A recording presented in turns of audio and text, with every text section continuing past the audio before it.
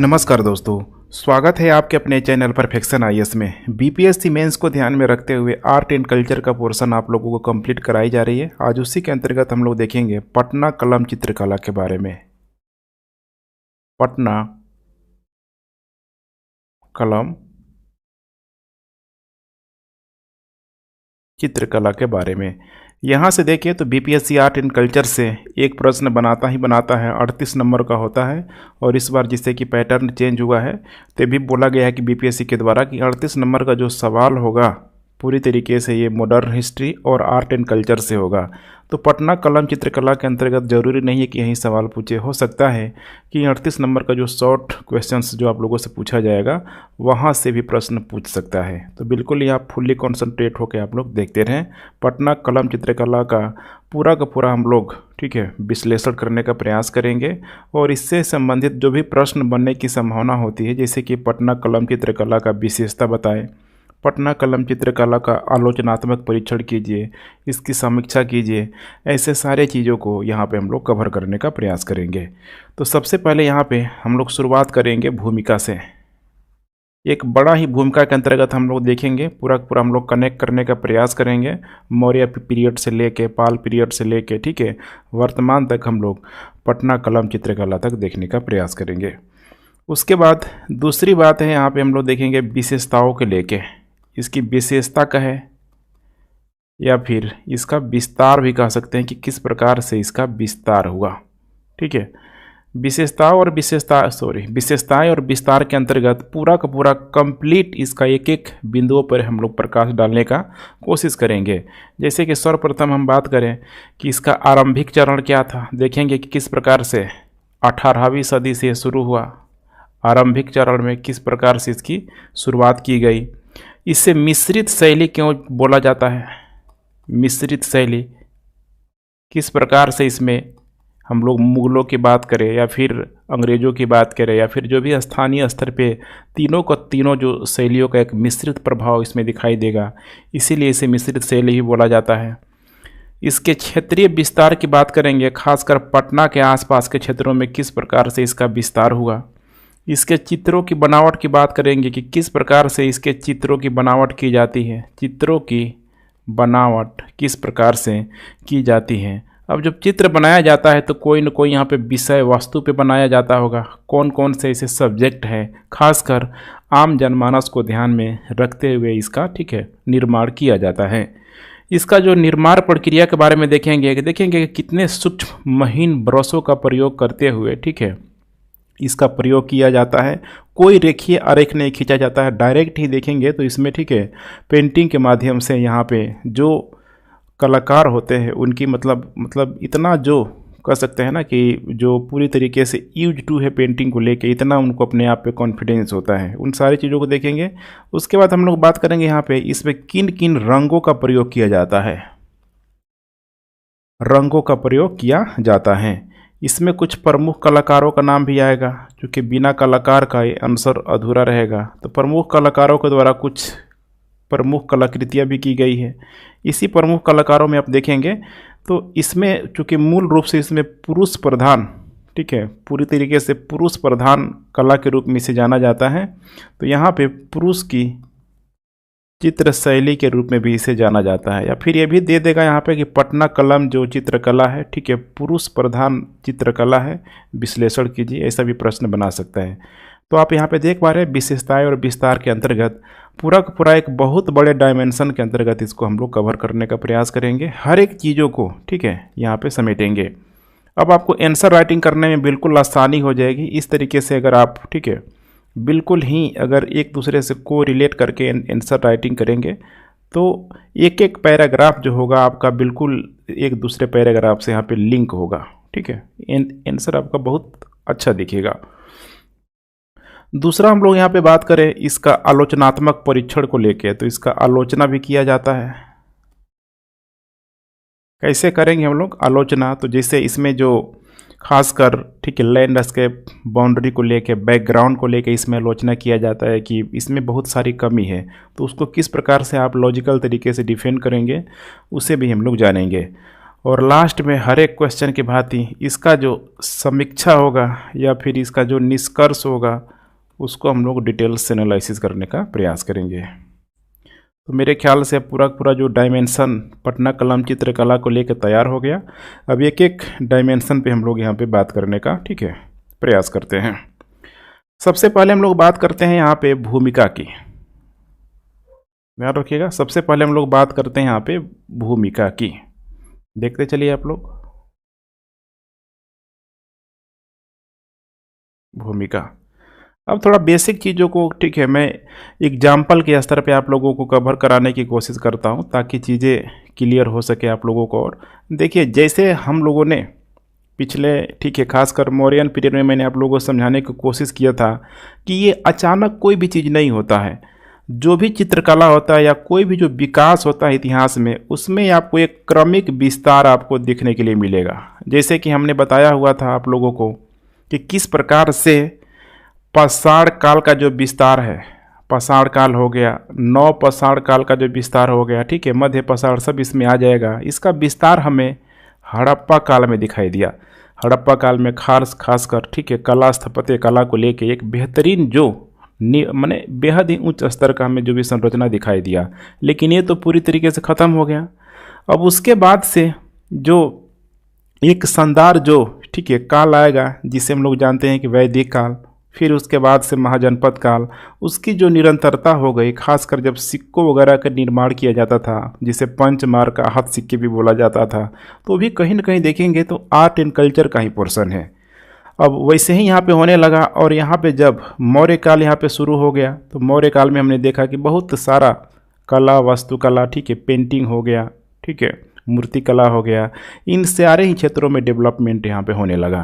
और मौर्य कला का ही हमें जो विस्तार हमने देखा ठीक है, पाल कला में बंगाल के शासकों के द्वारा इस पाल कला को संरक्षण दिया गया, जिसके वजह से ठीक है पालकालीन संरक्षक कला के रूप में इसको जाना जाता है। ये वही क्षेत्र था बंगाल और बिहार के क्षेत्रों में बहुत ही तेज़ी से भी ग्रो किया।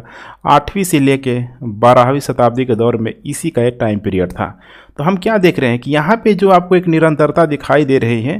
अब पाल कला के बाद से अब जब हम लोग बात करते हैं इस पटना कलम चित्रकला का, तो पटना कलम चित्रकला का जो टाइम पीरियड अगर देखा जाए तो बहुत ही आपको गैप दिखाई देगा, लगभग 18वीं से लेके ठीक है 20वीं सदी तक, 20वीं सदी तक। अब ऐसे में बीच के गैप को भरना जरूरी हो जाता है कि आखिर इतना लंबा समय क्यों लगा। अभी तो हमने देखा था कि मौर्य काल ठीक है ईसा पूर्व जस्ट लगभग ठीक है 3री-4थी शताब्दी ईसा पूर्व के आसपास से शुरू हो चुका था, फिर पाल कला आ गया। इतना गैप यहाँ पे हो रहा है, उसके पीछे के कारणों को थोड़ा सा आप लोग समझने का प्रयास करें ताकि आप एक अच्छा आंसर राइटिंग कर पाएँ। तो देखिए पाल कला की अगर हम लोग टाइम पीरियड की बात करें तो लगभग ठीक है 750 ईस्वी के आसपास से इसका टाइम पीरियड माना जाता है पाल वंश का ठीक है। अब इसी समय देखेंगे तो यहाँ पे मुस्लिम धर्म का चूंकि आगमन हो चुका था, मुस्लिम धर्म का आगमन हो चुका था। और जब यहाँ पे मुस्लिमों का आगमन हुआ तो उनके साथ बहुत सारा जो भी स्थापत्य कला के क्षेत्र में हो गया, पेंटिंग वगैरह के क्षेत्र में धीरे धीरे यहाँ पे विकास होने लगा। और मुस्लिम धर्म के आगमन के साथ साथ दिल्ली में या फिर भारत में कह सकते हैं यहाँ पे ठीक है जब उनका आगमन हुआ तो दिल्ली सल्तनत का पूरी तरीके से यहाँ पे विकास होने लगा, दिल्ली सल्तनत का विकास। अब इस दिल्ली सल्तनत में देखेंगे तो फिर से वहीं स्थापत्य कला के क्षेत्र में बहुत सारी जो शैली थी विदेशी शैली के रूप में प्रचलित हुई, जिसमें सबसे अधिक जो इम्पैक्ट बड़ा था ठीक है ईरानी कला का आपको इसमें अधिक प्रभाव देखने के लिए मिल जाएगा। अब यही जो दिल्ली सल्तनत की जो निरंतरता आपको देखने के लिए मिलती है उस मुग़ल काल में, ध्यान रखिएगा उस मुग़ल काल में।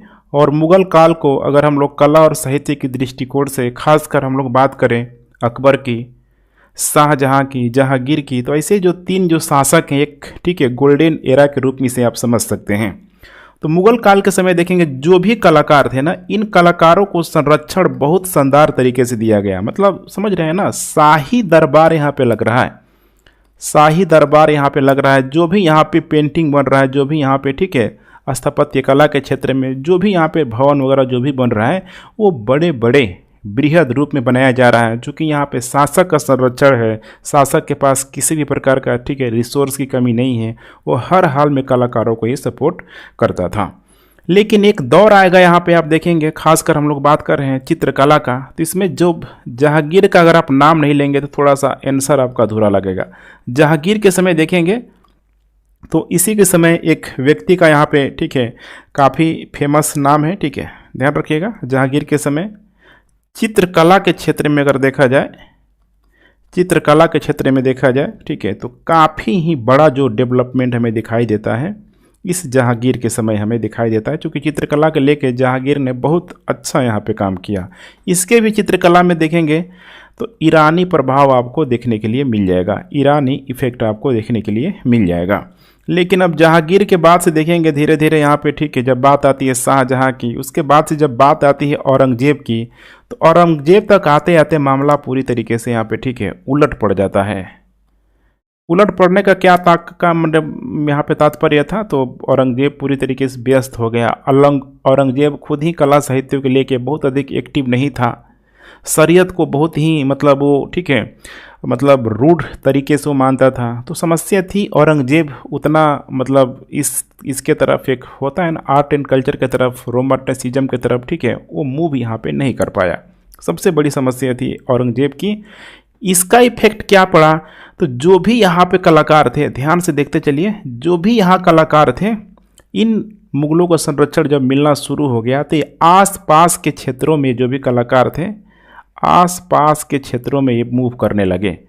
कुछ क्षेत्र यहाँ पे बंगाल के तरफ आ गए, मुर्शिदाबाद के तरफ, मुर्शिदाबाद की तरफ ये कलाकार यहाँ पे आ गए। अब मुर्शिदाबाद की तरफ आए तो इस समय देखेंगे तो कुछ बंगाल के नवाब हुआ करते थे।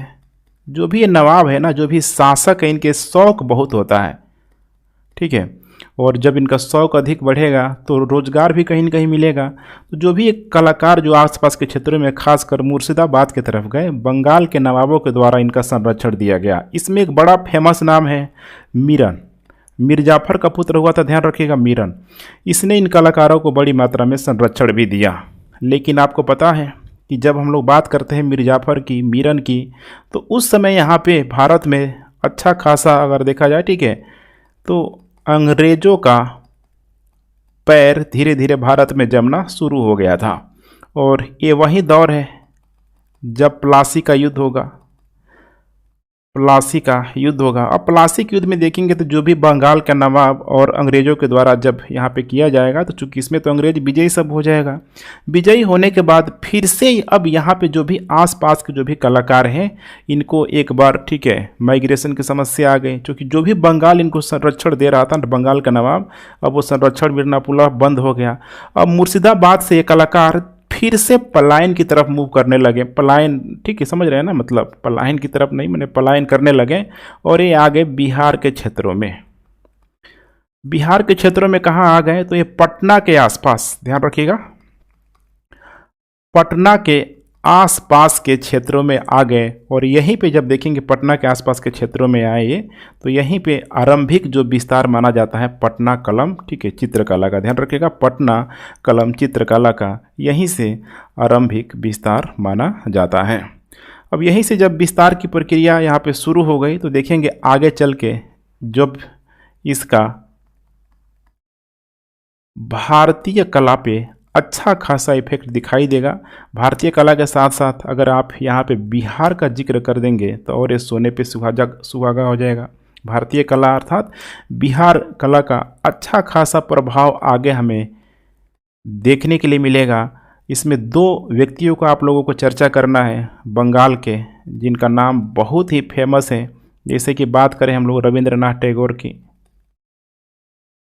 रविंद्रनाथ टैगोर की। इसके बाद हम लोग बात करें यहाँ पे अवनींद्रनाथ टैगोर की, ठीक है, अवनींद्रनाथ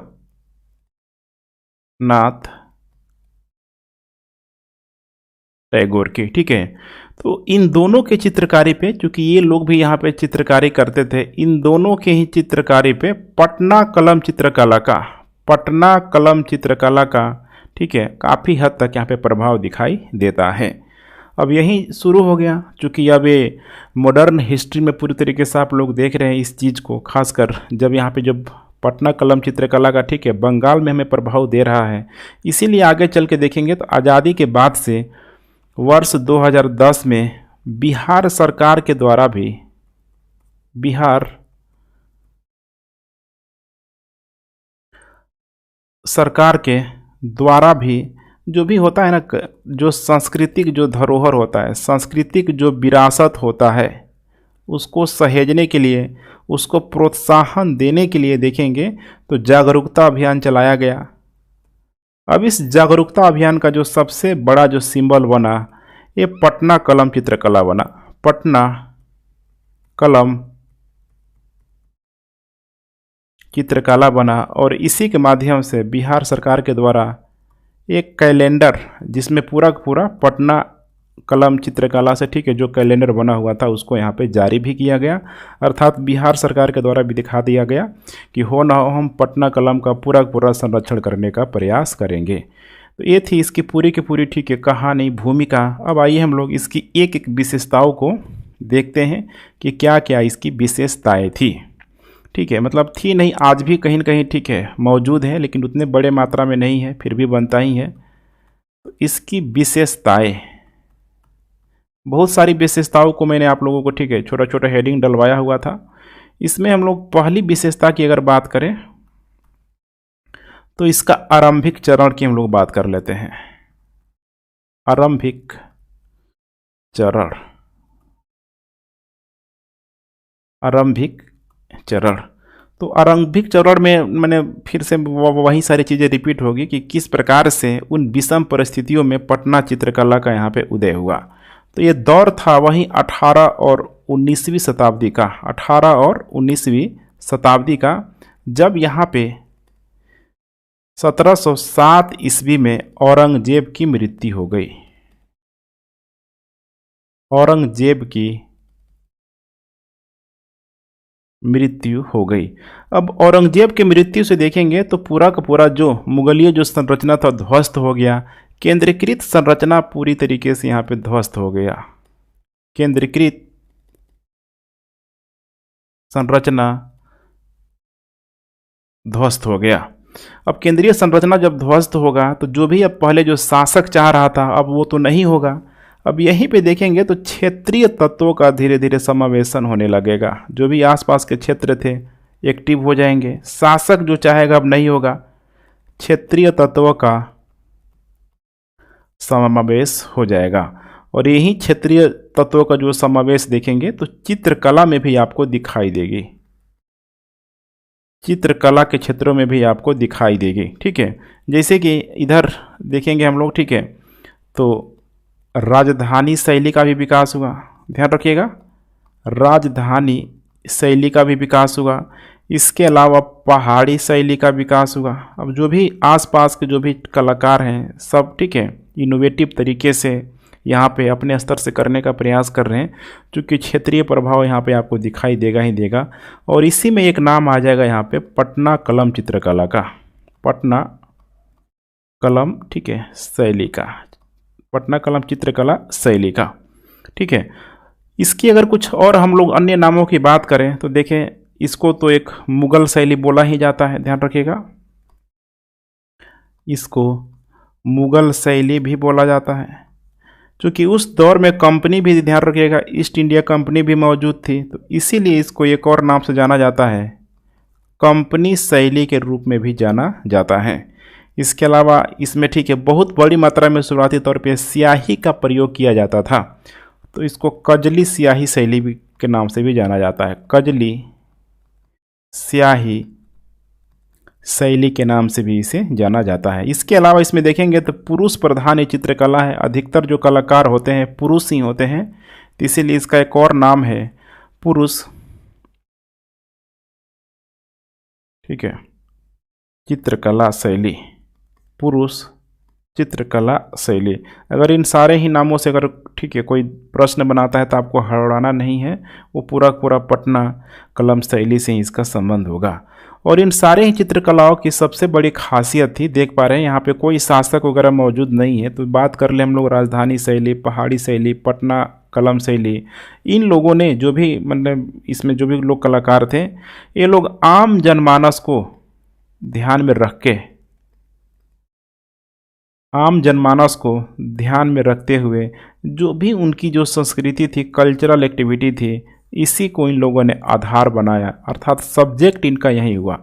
जो भी विषय था चित्रकला बनाने का, इसी के माध्यम से लोग ठीक है चित्रकारी करने लगे।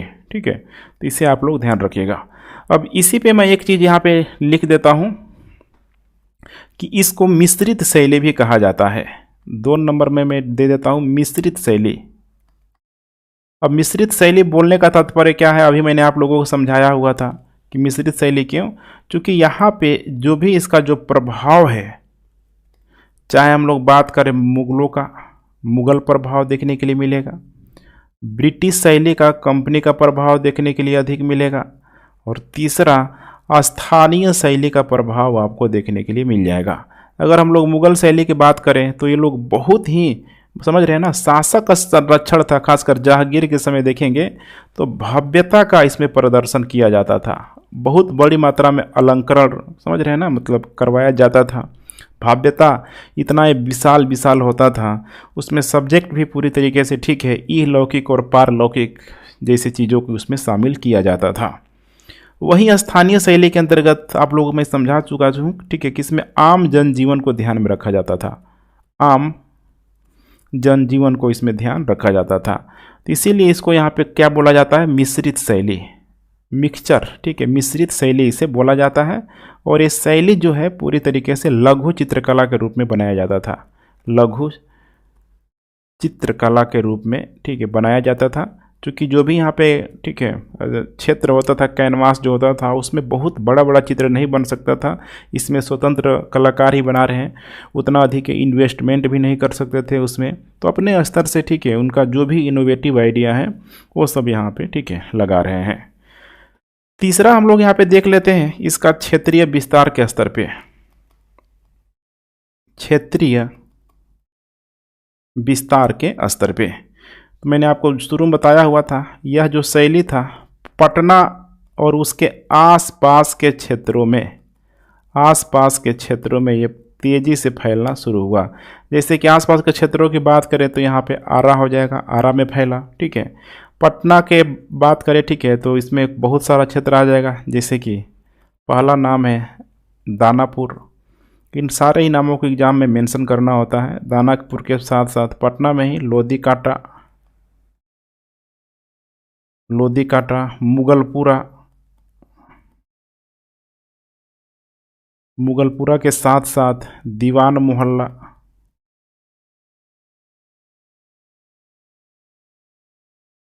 दीवान मोहल्ला, और दीवान मोहल्ला के साथ साथ हो जाएगा मच्छर हट्टा,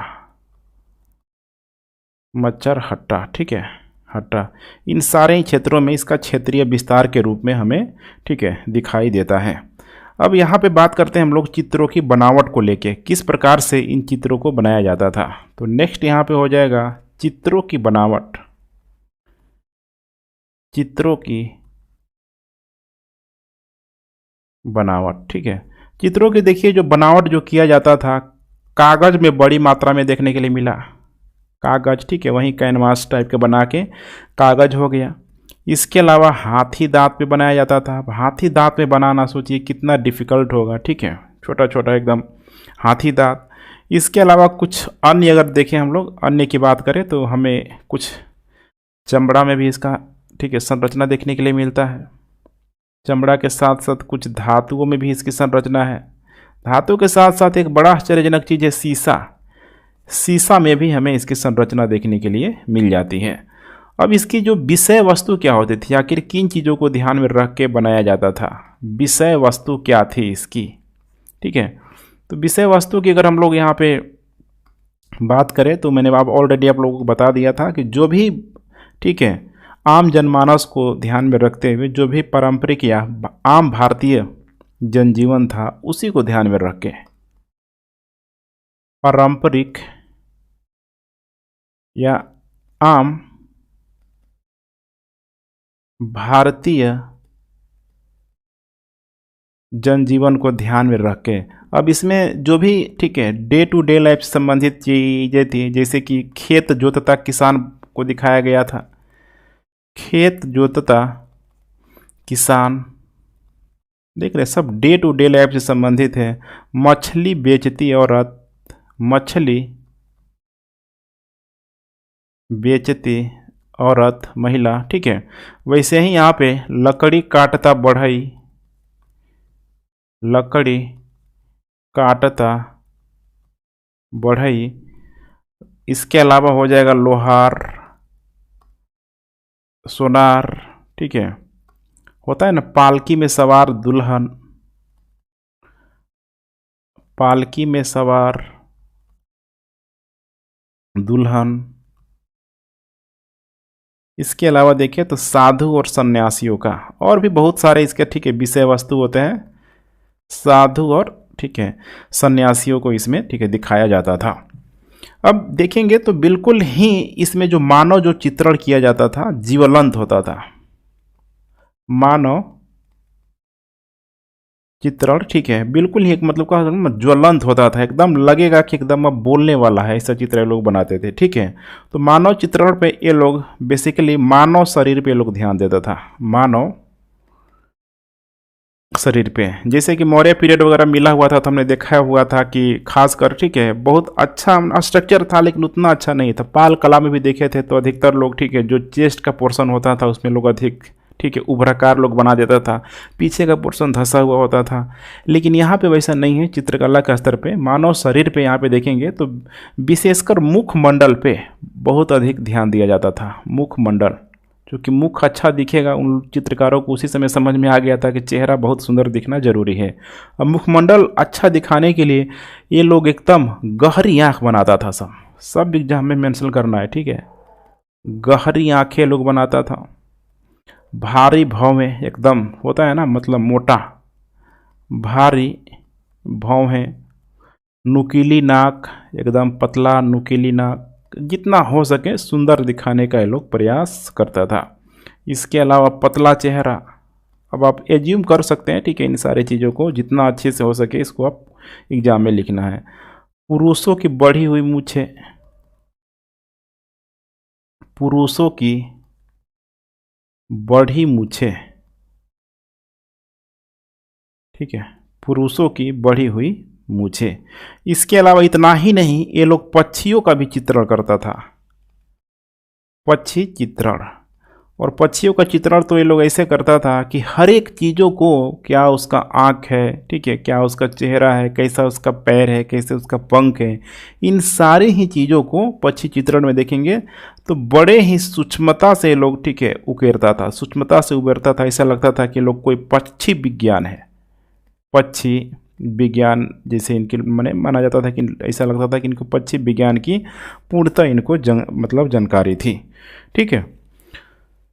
ठीक वैसे ही यहाँ पे देखेंगे जैसे कि मुगल काल में, थोड़ा सा कंपेरिजन में कर देता हूँ। मुगल काल में तभी मैंने जहांगीर के चित्रकार का नाम लिया था, ठीक है, सॉरी, उसका चित्रकार का नाम मेरे ख्याल से मंसूर था, ठीक है। मुगल कालीन जो जहांगीर के जो चित्रकार की तुलना इन लोगों से की जाती है, जहांगीर के चित्रकार का नाम था मंसूर, ध्यान रखिएगा, मंसूर। तो मंसूर के द्वारा जो भी मुगल काल के समय जो चित्र बनाया गया, सोचिए उस समय ठीक है जिसको राजकीय प्रश्रय प्राप्त था, यहाँ पे जो भी ठीक है जो आम लोग हैं, आम लोगों को ध्यान में रख के जो चित्रकला बना रहे हैं, अगर उसकी मैंने कह सकते हैं कि उसका जो अगर कंपेरिजन मुगल काल की चित्रकला से हो रहा है तो ये अपने आप में बहुत ही अच्छी बात है इन चित्रकारों के लिए। लेकिन इसकी कुछ यहाँ पे ध्यान रखिएगा, कुछ सीमाएं थी, और वो सीमाएं क्या थी थोड़ा सा आप लोग देखते चलिए। पहला था यहाँ पे लैंडस्केप, ठीक है, लैंडस्केप है, इसी को आप बॉर्डर कह लीजिए, ठीक है, बॉर्डर, ठीक है। इसमें बॉर्डर नहीं हुआ करता था। जैसे कि सपोज करिए यहाँ पे, ठीक है, अगर मैं कोई चित्र बनाया डायरेक्ट इस बॉक्से में, अगर मैंने कोई चित्र बना लिया, किनारे अगर कोई मैंने बॉर्डर नहीं लगाया, ठीक है, जो आमतौर पर अधिकतर ठीक है चित्रकारी में आपको देखने के लिए मिल जाएगा, तो सुंदर नहीं दिखता है। तो लैंडस्केप, ठीक है, बॉर्डर इसमें नहीं हुआ करता था। और सबसे इम्पोर्टेंट पार्ट कि इसमें कोई बैकग्राउंड नहीं होता था। बैकग्राउंड समझ रहे हैं ना, बैकग्राउंड इस पे नहीं होता था। बैकग्राउंड का मतलब कि सपोज करिए कि उगता हुआ सूर्य दिखाना है। अब उगता हुआ सूर्य सिर्फ यहाँ पे सूर्य को दिखा देंगे और आसपास जो भी पहाड़ है, वृक्ष है, पक्षियों को अगर आप नहीं दिखाएंगे तो अजीब सा सूर्य दिखेगा, ठीक है। तो बैकग्राउंड की कमी की वजह से, ठीक है, इसका कभी कभी यहाँ पे क्रिटिसाइज भी यहाँ पे देखने के लिए आपको मिल जाएगा, ठीक है। आगे हम लोग देखेंगे इसका जब पूरी तरीके से आलोचनात्मक परीक्षण करने का प्रयास करेंगे। अब इन सारे ही चीज़ों को बनाने के लिए कोई ना कोई यहाँ पे रंगों का प्रयोग किया जाता होगा। तो नेक्स्ट आपको छोटा सा हेडिंग डालना है रंगों के प्रयोग को लेके। रंगों का प्रयोग इसमें कैसे किया जाता था, ठीक है। तो इसमें देखेंगे तो अधिकतर मात्रा में गहरे रंगों का प्रयोग किया जाता था। गहरा, ठीक है, गहरे रंगों का, ठीक है, प्रयोग। अब गहरे रंगों में देखेंगे तो जैसे कि लाल हो जाएगा, दूर से ही दिख जाए, हरा भी शामिल कर लीजिए, भूरा, पीला, नीला, इसमें देखेंगे, ठीक है। तो अलग अलग रंगों का मतलब किस तरीके से वो लोग मिक्स करके एक दूसरे के मतलब एक दूसरे रंगों के साथ मिक्स करके ये लोग, ठीक है, दूसरा द्वितीय का रंग के रूप में भी लोग, ठीक है, फॉर्मेशन करता था। और ऐसे ही देखेंगे तो लोग मिट्टियों से सुनहरा और चांदी का रंग भी बनाता था। सुनहरा और चांदी का रंग भी बनाता था ताकि जितना अधिक हो सके, ठीक है, जो भी चित्रकला है, ठीक है, चित्र है वो सुंदर दिखे। और ये लोग इसमें, ठीक है, जो भी कृत्रिम जो रंग था मैंने बता दिया है, ठीक है, कृत्रिम रंग का ये लोग प्रयोग करता था। इसमें सबसे खासियत है कि ये लोग जब भी कोई हम लोग चित्र बनाते हैं ना, जैसे आजकल के जो चित्रकार हैं, चित्र बनाने से पहले लोग क्या करते हैं, रफली काम कर लेते हैं, एक रेखा खींच देते हैं, ठीक है, फिर इसको बहुत सुंदर तरीके से वो लोग बनाने की कोशिश करते हैं। इन चित्रकारों की सबसे बड़ी खासियत थी कि ये लोग किसी भी प्रकार का पेंसिल का प्रयोग नहीं करता है।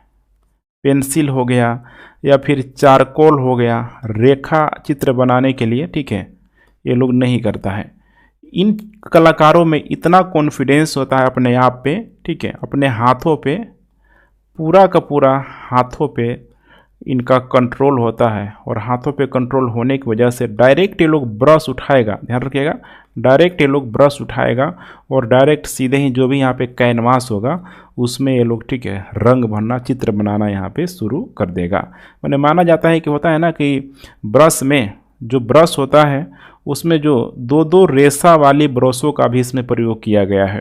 जैसे एक चित्र है, एक मतलब पेंटिंग है मोनालिसा का, ठीक है, पेंटिंग, उसमें मैंने बताया जाता है कि एक जो ब्रश होता है, ब्रश का एक जो छोटा सा पार्ट होता है, वैसे वैसे ब्रशों का भी उसमें प्रयोग किया गया है। तो यहाँ पे भी आप देख पा रहे हैं ब्रशों को बहुत ही मतलब होता है ना, पूरा कंट्रोल्ड होके इस चित्र को बनाया गया है।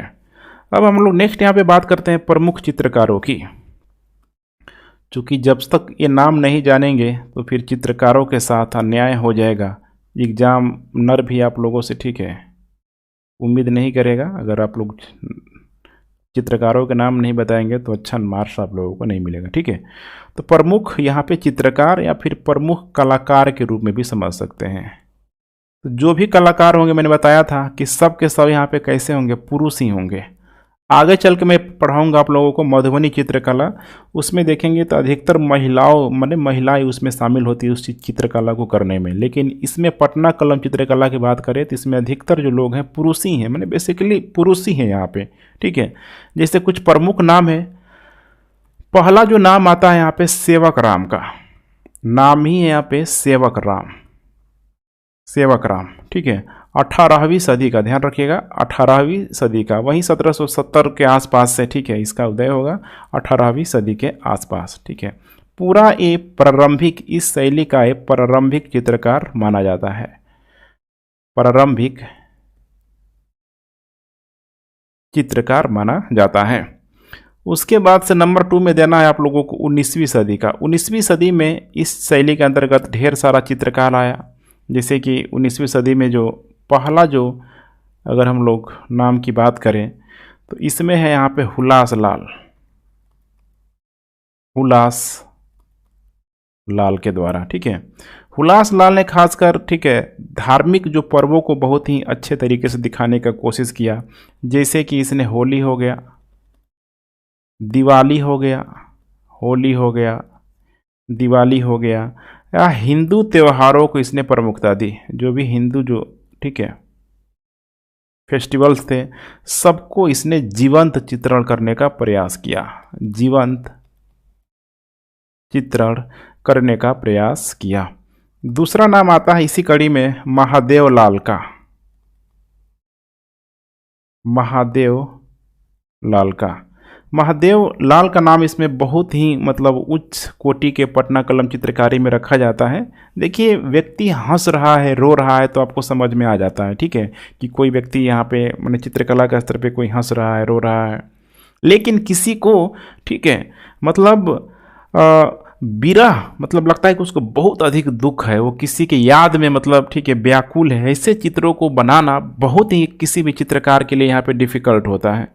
और इसी ने बनाया रागिनी गंधारी का चित्र। बहुत इंपॉर्टेंट है, इसको बीपीएससी में एकदम इस पॉइंट को नहीं छोड़ना है। रागिनी गंधारी का चित्र। चूँकि इस चित्र में एक सबसे बड़ी जो खासियत थी इसकी, मैंने ये जो नायिका थी, नायिका रागिनी के नाम का, ठीक है, नायिका के विरह का मार्मिक चित्रण किया गया है। विरह का मार्मिक चित्रण, एकदम उदास होता है ना, सैड, मतलब उसको एकदम इस तरीके से उसको बहुत ही अच्छे तरीके से इस चित्र को यहाँ पे उकेरा गया है। नायिका के विरह का मार्मिक चित्रण यहाँ पे किया गया है। और इसकी जो तुलना है, बहुत सारे जो कलाकार जो लोग हैं, ये लोग बोलते हैं कि जो अजंता की गुफा में है, आपको याद होना चाहिए गुफा नंबर 16, उस गुफा नंबर 16 में एकदम मरणासन राजकुमारी का चित्र आज भी काबिल तारीफ है। मरणासन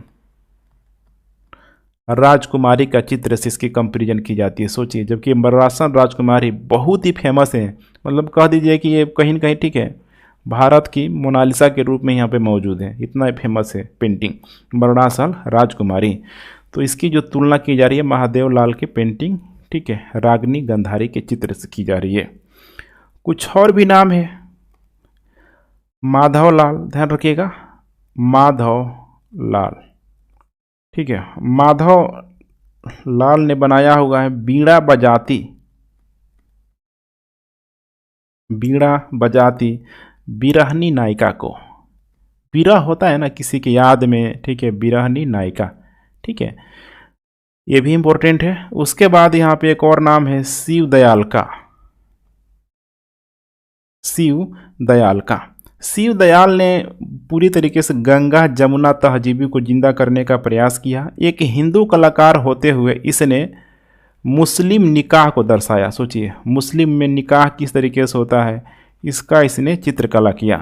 तो इससे क्या लग रहा है कि जो उस समय के जो लोग कलाकार थे, गंगा जमुना तहजीबी को पूरी तरीके से मान रहे हैं।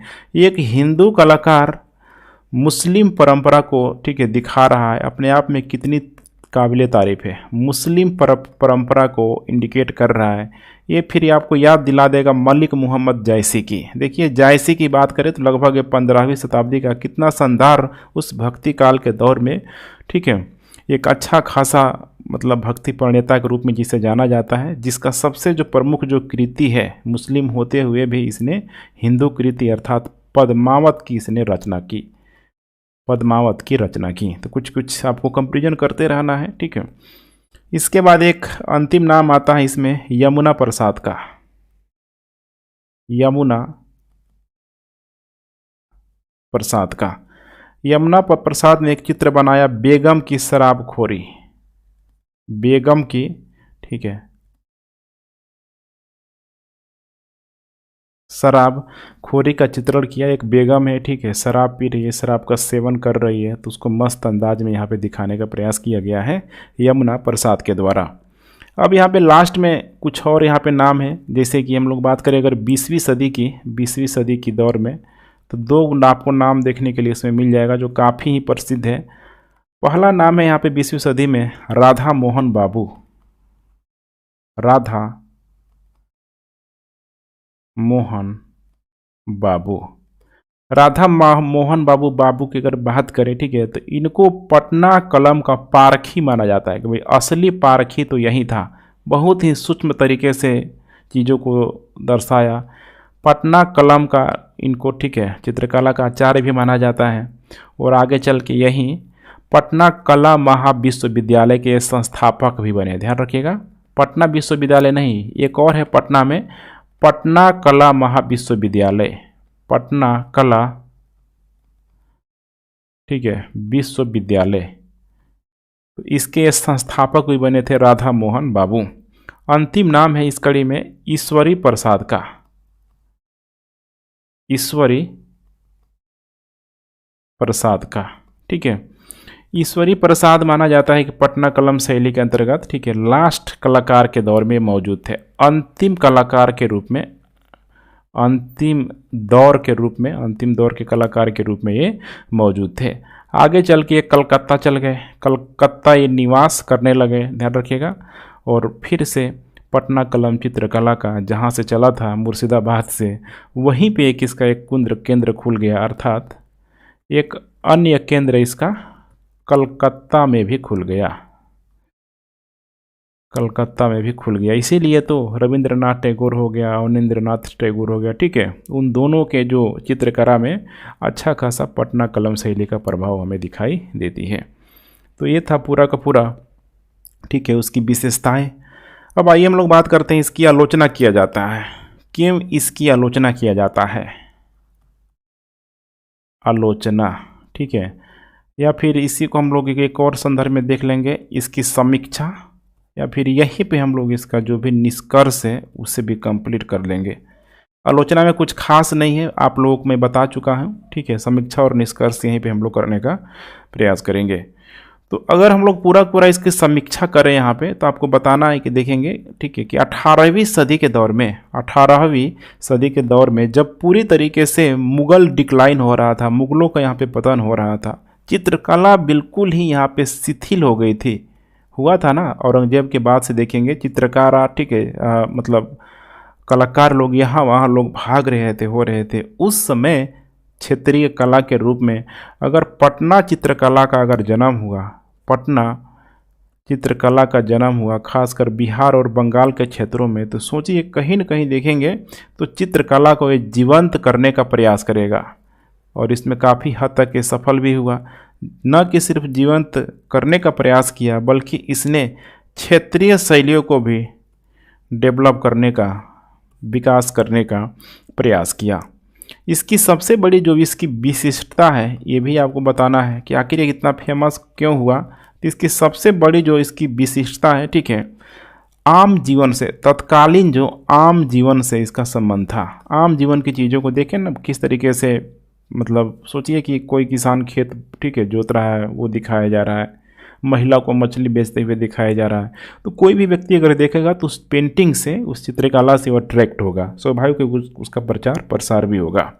इसके अलावा इसमें जो भी यहाँ पे लोक संस्कृति हो गई, लोक संस्कृति को बहुत अच्छे तरीके से समावेश किया गया।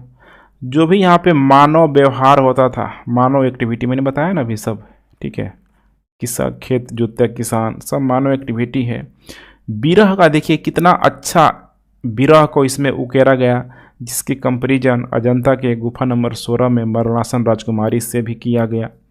हिंदू मुस्लिम समन्वय हमने देखा हुआ था अभी कि हिंदू मुस्लिम निकाह करते चित्र बनाया गया है। तो सारा का सारा कहीं न कहीं ये, ठीक है, ये पटना कलम चित्रकला के कह सकते हैं कि बेहतरीन एक नायाब, ठीक है, चित्रकला के रूप में इसे उभारने की कोशिश भी करता है। हालांकि इतना सब होने के बाद भी आपको बताना है कि कुछ चित्रकारों ने इसकी आलोचना की है। अब आलोचना कैसे की है, शुरू में मैंने आपको हिंट दिया हुआ था कि इसमें बताया गया कि भाई इसमें लैंडस्केप बॉर्डर नहीं है, ठीक है, लैंडस्केप इसमें बॉर्डर नहीं है। तभी मैंने समझाया भी हुआ था कि क्या होता है, इसमें किसी भी प्रकार का बैकग्राउंड नहीं है, बैकग्राउंड नहीं है। कोई भी चित्र बनता है, समझ करिए कि अगर यहाँ पे, ठीक है, खेत जोतता हुआ, ठीक है, अगर किसी भी किसान को चित्र बनाया जा रहा है तो सोचिए आसपास थोड़ा हरियाली नहीं दिखाया जाए, पेड़ पौधे नहीं दिखाए जाए तो अजीब सा लगेगा। तो कुछ उसी टाइप का दिखता है बिना बैकग्राउंड का। ठीक है, बैकग्राउंड बहुत ही अच्छा इफेक्ट डालता है चित्रकला में। अभी इन सारे ही चीज़ों को लेकर आलोचना इसकी होती है, लेकिन यहाँ पे आपको लॉजिकल तर्क देना है। तर्क आप इसमें ये दे सकते हैं कि देखिए, ठीक है, ये जो चित्रकला है आम लोगों के द्वारा बनाया जा रहा था और आम लोगों के पास संसाधनों की कमी होता है।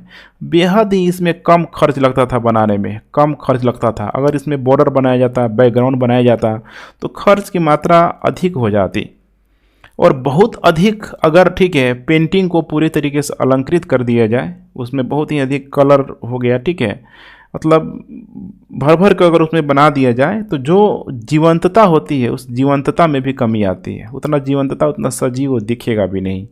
तो कुछ ऐसे तर्क है आपको यहाँ पे, ठीक है, एक जानवर को बताने की कोशिश करना है। अब यहाँ पे लास्ट है, यहाँ पे निष्कर्ष। निष्कर्ष के तौर पे आप लोग यह बता सकते हैं कि जो पटना जो कलम चित्रकला है, ठीक है, बेहद ही देखा जाए तो बिहार की गौरवशाली भी कह सकते हैं। भारतीय कला परंपरा का अमूल्य धरोहर के रूप में आज वर्तमान में भी ये जिंदा है। बस इसको ज़रूरत है संरक्षित करने की, ठीक है, क्योंकि इसकी जो विषय वस्तु रही है आज भी उतना ही लोकप्रिय है, जैसे कि सामान्य जनजीवन को ध्यान में रखते हुए सूक्ष्मता का पूरी तरीके से, ठीक है, बनाया जाना। और जो भी उसकी जो अभिव्यक्ति थी इतनी शानदार थी कि वो आज भी जो वो पटना कलम चित्रकला का जो भी टॉपिक है, उसकी विषय वस्तु है, उसकी संरचना है, वो ठीक है आज भी उतना ही पूरी तरीके से प्रासंगिक है। ध्यान रखिएगा, आज भी उतना ही प्रासंगिक है। तो इन सारे ही बिंदुओं का आप निष्कर्ष के रूप में दिखा देंगे और एक अच्छा आंसर आप लोगों का तैयार हो जाएगा। तो ठीक है फ्रेंड्स, बारी बारी से हम लोग कंप्लीट कर रहे हैं। अब हमने देख लिया पूरा का पूरा मौर्य, देख लिया मौर्य कला। मौर्य कला के बाद से हमने देखा पाल कला।